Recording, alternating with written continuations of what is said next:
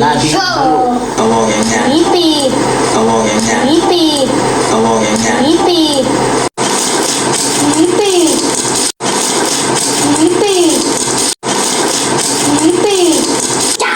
แบบเดียว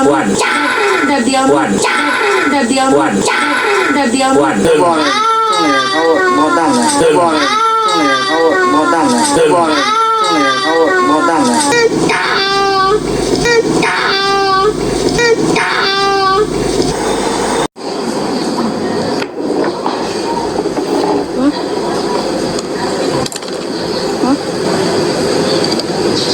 อย่าเห็ดจังสั้นก้มลงดีๆ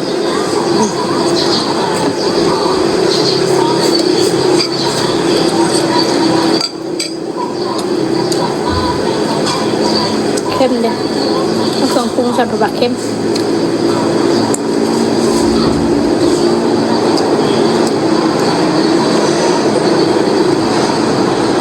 ไม่อยากกินอะไรกินเป็นแถวกินคือบ่อยากมันบอกพี่น้องมากินหมองห่วงอย่าเล่นผ้านะดูซื่อๆหมองห่วงยังเจียวกระปุยละแก้วกระปุยละกินมันอย่าเฮ็ดใส่น้องดอกน้องได้ทรงผมคือกันเนาะยังบ่คันได้ทักเปียบ่เอาบ่ทักเปียเดี๋ยวคือเอาบ่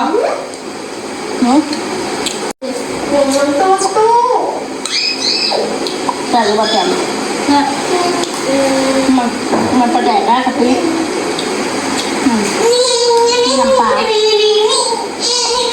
มันมีอันนั้นนะ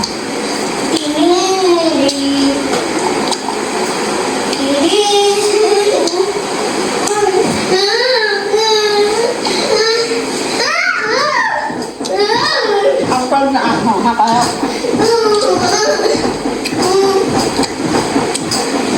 มาว่าจะเจอกินอะไรนางพรจะมากินบอกน้องว่ากันแก้วเอ้าไม่หมดกันแก้วเอาจะมามองเลยล่ะว่า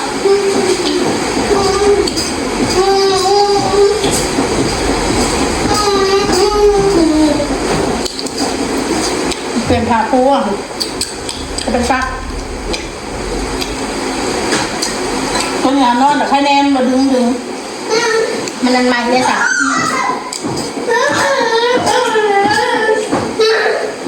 ตัวกะกินซุนตัวกะกินเสียบตัวเฮ้เสียงดังเลย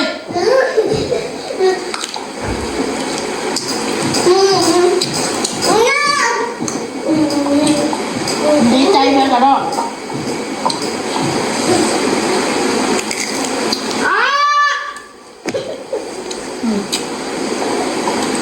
ห้องละ6 มันเดียวเลยนะลูกจำกันนั่งคุยกันส่งมันน้องไปนั่งมีนะมึงว่างดีมั้ยยังไม่ส่งนมเสลนโอ้ใช่เห็นมั้ยน้องก็มีนมมะนาวมันก็ไม่มีนม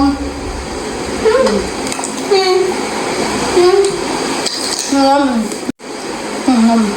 อันนี้น้องก็ไม่มีมะนาวก็ไม่มีเพราะว่ายังเด็กอยู่อันนี้นมอันนี้ไข่อันนั้นอันนี้ไข่นมอันนี้นมไข่นมไข่นมไม่มีอันนี้นมก็ไม่มีนะอันนี้นางแต่เธอที่เบิร์นนางแต่มากินดูนะคะมึงเว้นพอเขาเปิดหลังบ้านมันโล่งเขาจะเลยพี่น้องอันนี้เขาเปิดประตูหัวมันแดดข้างหน้ามันแดดอันนี้เรานุ่มทะลุตึงปากแม่ยังแม่ยังเขาเรียกอะไรนมนมไข่นมแม่มนนมมะนาว นี่ นมมะนาว โนนาไม่ใช่ ไม่ใช่ ไม่มีนม อันนี้ ไม่มีนมจิ้มหน่อยอ่ะ อันนี้มานาไม่นม ดูจิ้มนมเลย ไม่นมอันนี้ นมนมนมนมนมนมนมหน่อยนมหน่อย จีนมหมาจีนม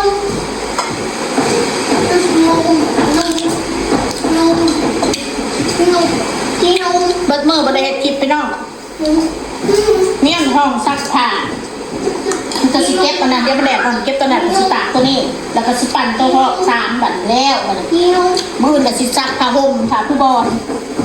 ตัวไหนตัวคนอื่นจีนมคนอื่นจีนม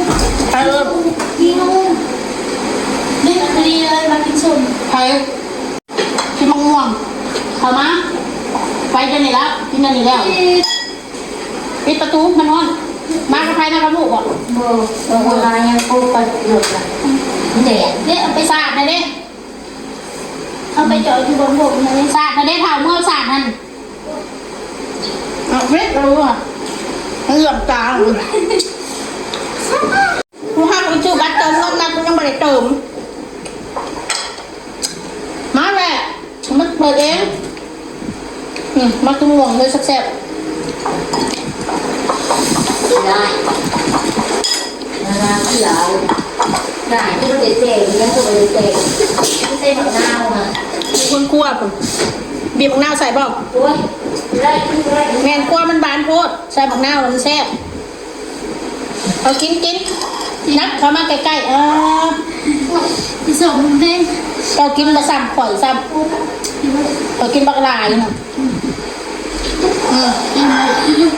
ว่าเราเล่นด้วย ไอ้สั่ง โอ้โหแหงนอกบัดนี้ได้เอ้าตัดออกไปแล้วเก้าอี้นั่นที่นั่งอ่ะ มันเล่นมันซื้อบริสุทธิ์เหรอ อันนั้นแม่มันตัดผมให้ กันเถอะบอกเอาเปียกกันดอก เออ มีกูกระจายกูมีมึงกระจาย ทางกูมีเนี่ยจะเท่า กูจ่าย มึงจ่ายช่ำเลย อยากจ้า ตำข้าวปุ้นพี่น้องแม่นว่าแม่ หาได้หาเด้อได้ผัวคนไทย เอาลาวให้รอดนะมันรอดไทยรถไฟชนกันตายนะกูเบื่อแต่ลาวเขาจักขบวนเนี่ยสิมาเอาไทยชนลาวอีกบ่ถึงเหรอกูว่าร้อนไร ยังเป็นกุ้งวาง อยากได้ผู้บ่าวคนไทยหาหิบเอาลาวให้รอดมันก็บอกมัน เราละและจ้า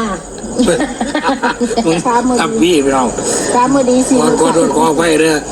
มันยังเต็มคำ เลยตัวเต็มพวงแล้วแต่ แม่น เรียกผัวคนไทยใครได้ทักมาเด้อสุดจ้า จับ ลูกสองค่ะ สองค่ะ ลูกก็ทำงานได้แล้วมิดหัวกันเด้อจะมันคิดกัน อย่าไปใกล้อย่าไปใกล้อย่า นี่น่ะเกิน ไปร้อนมาก ลูกหาลำก้น ใกล้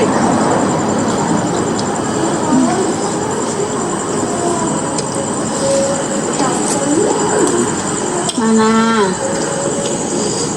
ขี้ไล่ โอเคพี่น้องโอเคเนาะเดี๋ยวแม่เจ้าเบิ่งอันนี้ไว้ถ่าด้วยยายเพิ่นขวมของเพิ่นได้ขบวนการเข้าเดียวไอ้เดี๋ยวเพิ่นเรียกขวมบ่ได้กินเด้อ เออ ขวมมากิน ยา หยุดมาหยุดเลย ความมอคุ้มจะมาถึงกิน หยุด เอากินเบิดอะไรยังมุดก็ไปกินหนา ค ได้ ลิป พี่ นี้ น้อง ไม่บายนะจ้าพี่น้องกดไลค์กดแชร์หน่อยจ้า ขอบคุณ ช่องลาวบ่าวบ่าว ส่งลาว ใช่ไหมบ่าวลาวสาวอีสานจริงเขาอยากเห็นยังก็บริวัน ไม่ได้หวัน นี่ นะ ข่าวกินละพอ